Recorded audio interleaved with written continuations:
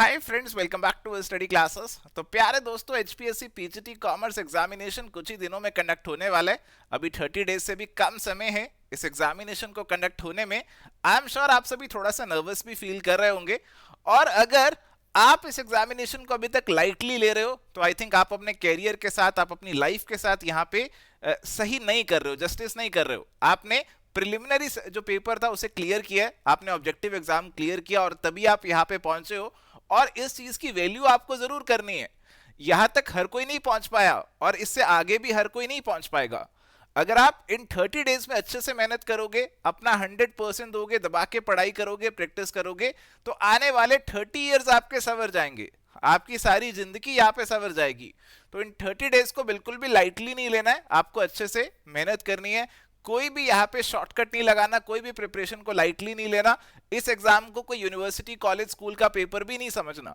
University school college में आपका 100 बच्चे पेपर दे रहे हैं तो उसमें से मुश्किल से कोई एक फेल होता था, बट यहाँ पे कहानी उल्टी होगी, 100 में से मुश्किल से कोई एक पास होगा। तो आपको इस एग्जाम को लाइटली नहीं लेना है। आपको आपके जो कॉम्पिटिटर्स हैं उनसे थोड़ा सा आगे रहने की कोशिश करनी है। जो चीज वो नहीं कर रहे हैं आपको वो चीज करके जानी है, जो चीज वो कर रहे हैं आपको वो चीज बेहतर करके जानी है। तो प्यारे दोस्तों, आपको अगर वो 2 घंटे प्रैक्टिस कर रहे हैं आपको 4 घंटे करनी है। अगर वो डेली के 4 सवाल सॉल्व कर रहे हैं तो आपको 8 सवाल सॉल्व करने हैं। तो अपनी प्रैक्टिस जो है ना उसे डबल कर दो। ये टिप नंबर 1 है जो मैं आपके साथ शेयर करने वाला हूं। इसके बाद टिप नंबर 2 आपके लिए ये है कि आप कोई भी टॉपिक को छोड़ के मत जाओ। देखो, हमारे सिलेबस के अंदर ना 2 तरीके के टॉपिक्स होते हैं। कुछ टॉपिक्स ऐसे होते हैं जो कि आसान होते हैं और कुछ टॉपिक थोड़े से मुश्किल होते हैं। मुश्किल टॉपिक कैसे? जैसे आपका joint venture, consignment, accounting and computer, ये सब जो टॉपिक है तो ये थोड़े से मुश्किल टॉपिक है। और जो आसान टॉपिक होते हैं ना उसमें से जो सवाल आता है वो मुश्किल आता है। जो टॉपिक मुश्किल होता है उसमें से सवाल आसान आता है। तो जनरली ऐसा देखने को मिलता है।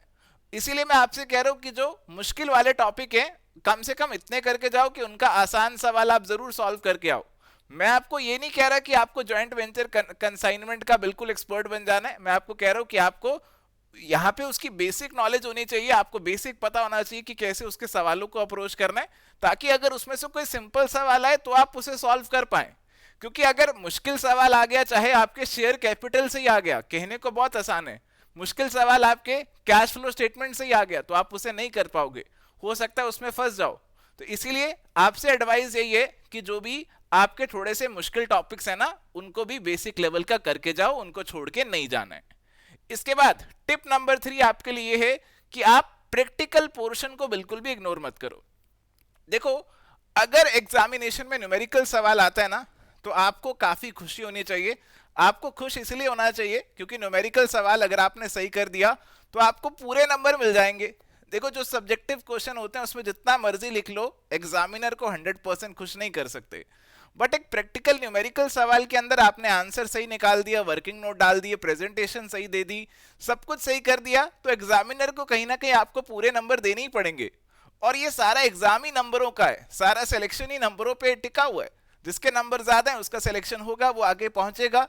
अल्टीमेटली आपका जो सब्जेक्टिव पेपर का परफॉर्मेंस है वही आपको सिलेक्शन देने वाला है। तो इसीलिए ये 3 टिप्स मैं आपके साथ यहाँ पे शेयर करना चाहता था, क्योंकि मुझे लगा कि कुछ स्टूडेंट्स जो है इस एग्जामिनेशन को अभी थोड़ा सा लाइटली ले रहे हैं।